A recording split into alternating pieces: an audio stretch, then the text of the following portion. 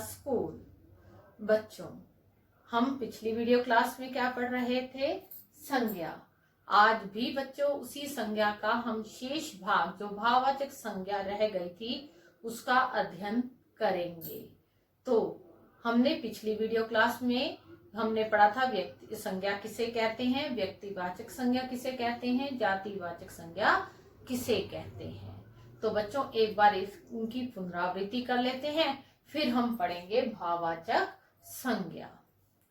संज्ञा, संज्ञा अर्थात नाम। बच्चों इस संसार में जब भाषा का विकास हुआ होगा तो हमारे पूर्वजों ने क्या किया होगा? प्रत्येक वस्तु, प्राणी, स्थान का नाम दिया होगा। वही नाम, वही पहचान संज्ञा कहलाती है। आप देखिए संसार में जितनी वस्तुएं हैं, जितने प्राणी हैं, उनका कोई ना कोई नाम अवश्य ही होता है और यही नाम क्या कहलाता है? हमारा संज्ञा। तो क्या परिभाषा बनी? किसी व्यक्ति, वस्तु, स्थान आदि के नाम को संज्ञा कहते हैं। तो संज्ञा के कितने भेद होते हैं बच्चों? 3। नंबर 1 व्यक्तिवाचक संज्ञा, नंबर 2 जातिवाचक संज्ञा और नंबर 3 हमारी भाववाचक संज्ञा। व्यक्तिवाचक संज्ञा क्या होती है? वह संज्ञा शब्द जो किसी विशेष व्यक्ति, वस्तु, स्थान आदि के नाम का बोध करवाता है, उसे व्यक्तिवाचक संज्ञा कहते हैं। तो जैसे हमारा दिल्ली हो गया, कुतुब मीनार हो गया, ताजमहल हो गया, फरीदाबाद हो गया, भारत हो गया, तो ये सब कुछ क्या है? हमारे व्यक्तिवाचक संज्ञा है। जातिवाचक संज्ञा क्या होती है बच्चों? जो हमारे क्या करवाती है? एक ही जाति के अंतर्गत आने वाले प्राणियों का बोध कराती है। तो क्या अभिप्राय है? वे संज्ञा शब्द जो व्यक्ति विशेष का बोध न कराकर जाति विशेष का बोध कराते हैं, उन्हें हम क्या कहते हैं? जातिवाचक संज्ञा कहते हैं। हमने पढ़ा था बच्चों जातिवाचक संज्ञा के 2 उपभेद। पहला कौन सा था? द्रव्यवाचक। और दूसरा कौन सा था? समुदायवाचक। द्रव्यवाचक संज्ञाएं बच्चों वे होती हैं जिनसे हम अन्य वस्तुओं का निर्माण करते हैं। जैसे मैं कहूं लकड़ी, लकड़ी से हम क्या कर सकते हैं? फर्नीचर बना सकते हैं और भी बहुत चीजों में प्रयोग में लाई जाती है। इसी तरह हम लकड़ी है, तांबा है, सोना है, चांदी है, द्रव्य है तो दूध, तेल, घी आदि ये सभी पदार्थ क्या कहलाते हैं? हमारे द्रव्यवाचक संज्ञा कहलाते हैं। दूसरा है हमारा समुदायवाचक, जो समूह का बोध करवाता है। वे जातिवाचक संज्ञाएं जो समूह का बोध करवाती हैं, समुदायवाचक संज्ञा कहलाती हैं। जैसे परिवार और कौन सा हो गया? सेना, दल, टीम आदि। तो ये किसी भी, आप ये देख लें, परिवार है, परिवार एक व्यक्ति से नहीं होता, भीड़ एक व्यक्ति से नहीं होती। जब ज्यादा होते हैं, एक से ज्यादा होते हैं बच्चों, वो उसके अंतर्गत आते हैं। अब आगे चलें। आगे है जो आज हम पढ़ने वाले हैं, वो है हमारी भाववाचक संज्ञा। भाववाचक संज्ञा को हम विस्तार से पढ़ें, इससे पहले इसकी परिभाषा समझ। जिस संज्ञा शब्द से किसी गुण, भाव या दशा का बोध हो, उसे भाववाचक संज्ञा कहते हैं। एक बार इसको समझ लें। इसे अमूर्त संकल्पना भी कहते हैं। कैसे? जो भाव होते हैं बच्चों मन के, उन्हें हम महसूस कर सकते हैं। ना तो उन्हें देख सकते हैं, ना उन्हें छू सकते हैं। सिर्फ क्या कर सकते हैं? हम अपने मन से उन्हें महसूस कर सकते हैं। तो महसूस करना, तो जो हमें दिखाई नहीं देता, जो जिसे हम छू नहीं सकते, तो इसका मतलब वो भावों में आ जाता है, जिसे अमूर्त संकल्पना भी कहा जाता है। तो इसका मतलब जो भी गुण है, भाव है, दशा है, अवस्था है, वो जिस इससे क्या होता है का बोध होता है, जिस संज्ञा शब्द से, उसे हम भाववाचक संज्ञा कहते हैं। जैसे शत्रुता, मित्रता, ऊंचाई, निचाई, बचपन, बुढ़ापा, जवानी, सर्दी, गर्मी, ये सब शब्द क्या हैं? जिन्हें हम महसूस करते हैं बच्चों। क्या अब इन्हें हम छू सकते हैं? ये हमें दिखाई देते हैं? नहीं देते। इन्हें हम सिर्फ क्या कर सकते हैं? अपने भावों से, मन के भावों से महसूस कर सकते हैं। इतनी बात समझ में आ गई बच्चों? जैसे और मैं आपको बताती हूँ, गुणों दोषों के नाम भाववाचक संज्ञा होते हैं। गुण भी होते हैं व्यक्ति में, दोष भी होते हैं, तो इनके नाम क्या कहलाते हैं? भाववाचक संज्ञा। जैसे सुंदरता, चतुरता, मित्रता, ईमानदारी, प्रेम, अच्छाई, बुराई, ये सारे क्या हो गए हमारे? ये गुण और दोषों के नाम हो गए।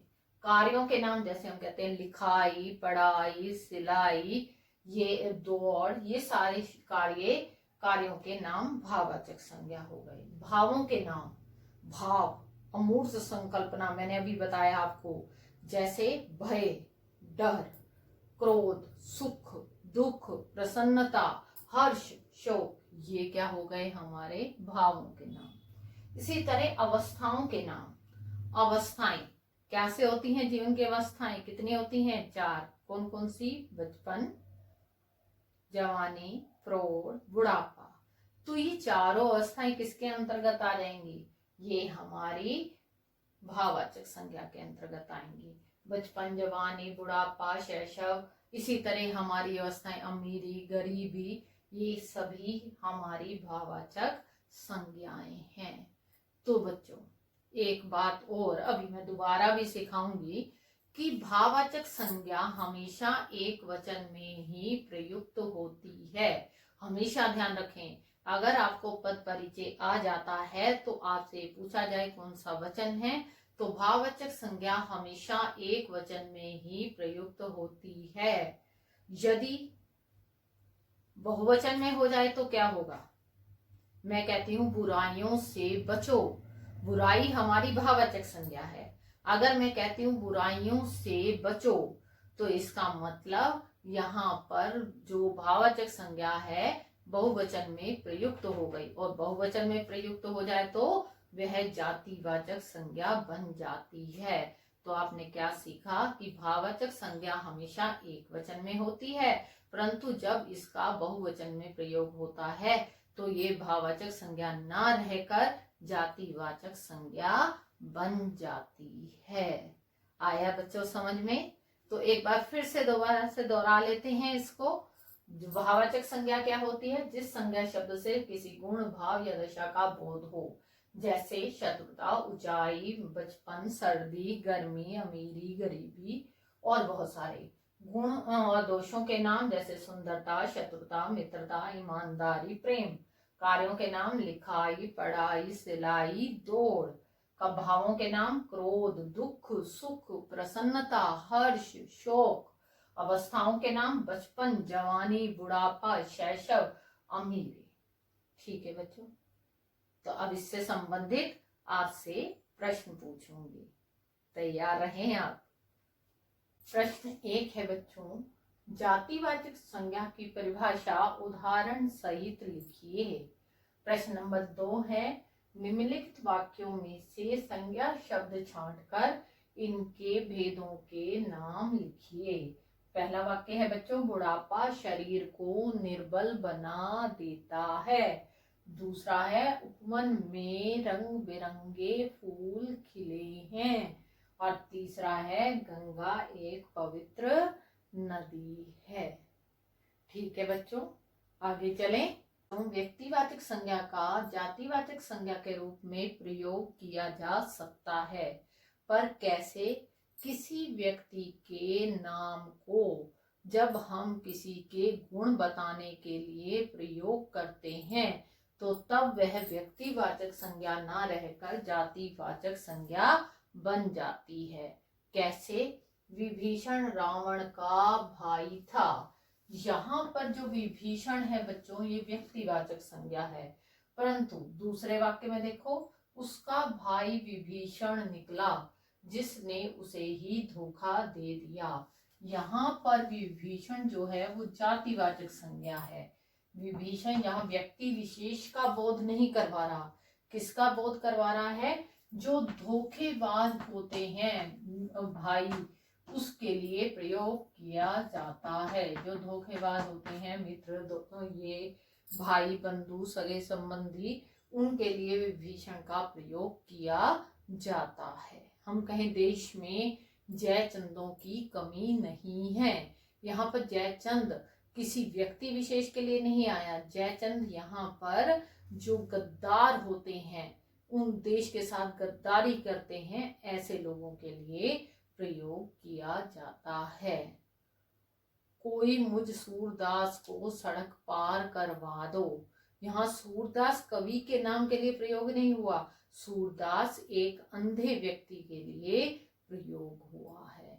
तो जहां पर क्या बताया मैंने कि व्यक्ति के नाम का प्रयोग क्या किया जाता है, किसी के गुण व दोष बताने के लिए किया जाता है, वो क्या हो जाती है, तब व्यक्तिवाचक संज्ञा जातिवाचक संज्ञा के रूप में प्रयुक्त हो जाती है। आया बच्चों समझ में। दूसरा है हमारा जातिवाचक संज्ञा का व्यक्तिवाचक संज्ञा के रूप में प्रयोग।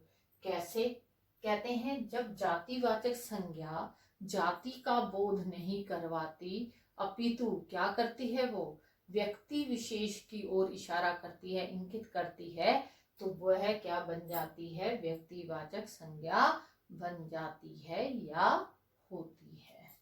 जैसे नेताजी ने कहा था, तुम मुझे खून दो मैं तुम्हें आजादी दूंगा। यहाँ पर जो नेताजी हैं किसके लिए प्रयोग हुआ है, सुभाष चंद्र बोस के लिए। यहाँ पे जितने भी नेता हैं देश के अंदर, उनमें से कोई नहीं बच्चों, ये जितने कोई भी नेता ले लें, हम भी उस नेता ने कहा है, नहीं, ये नेता यहाँ पर जातिवाचक नहीं है, व्यक्तिवाचक है। ये यहाँ पर नेताजी शब्द जो है वो सुभाष चंद्र बोस के लिए प्रयोग किया गया है। ठीक है, तो ये सुभाष चंद्र बोस ने क्या कहा था, तुम मुझे खून दो मैं तुम्हें आजादी दूंगा। जैसे गांधी जी ने सत्य और अहिंसा का पाठ पढ़ाया, गांधी जी ने। अब ये गांधी जी किसके लिए आया है, मोहनदास करमचंद गांधी के लिए आया है बच्चों। ये गांधी ये नहीं है कि गांधी परिवार में से कोई है, सोनिया गांधी, या हम कहें कि पूरा जो परिवार है गांधी परिवार, राहुल गांधी, ऐसा नहीं है। ये क्या हुआ है, हमें ये पता है कि ये गांधी शब्द जो है वो व्यक्ति विशेष की ओर इशारा कर रहा है। वो कौन है, महात्मा गांधी, मोहनदास करमचंद गांधी की ओर इशारा कर रहा है। तो गांधी जी ने सत्य और अहिंसा का पाठ पढ़ाया, तो जातिवाचक संज्ञा क्या बन गई, व्यक्तिवाचक संज्ञा बन गई। प्रश्न 3 है बच्चों, व्यक्तिवाचक संज्ञा जातिवाचक संज्ञा कब बन जाती है। चौथा प्रश्न है आपका, जातिवाचक संज्ञा व्यक्तिवाचक संज्ञा कब बन जाती है। प्रश्न नंबर 5, पाठ का अभ्यास बच्चों बुक में ही करना है, आपने स्वयं करने का प्रयास करें, उसका अभ्यास आप स्वयं करने का प्रयास करेंगे, पेंसिल से करें उसे। कोई मैं आपको आंसर की भेजूं तो आप उसके साथ मिलान कर सकें, जो गलत हो तो उसको ठीक कर सकें। ठीक है बच्चों, तो हमने आज क्या क्या सीखा बच्चों, भाववाचक संज्ञा किसे कहते हैं, और भाववाचक संज्ञा जातिवाचक संज्ञा कब बन जाती है। कब बन जाती है बच्चों, जब उसका बहुवचन में प्रयोग होता है। इसी तरह व्यक्तिवाचक संज्ञा जातिवाचक कब बन जाती है, और जातिवाचक व्यक्तिवाचक कब बन जाती है। तो बच्चों मैं आशा करती हूँ कि आपको यह पाठ अच्छी तरह से समझ में आया होगा। आप इसे अवश्य दोहराएं और अपनी उत्तर पुस्तिका में इन प्रश्नों के उत्तर लिखें। धन्यवाद।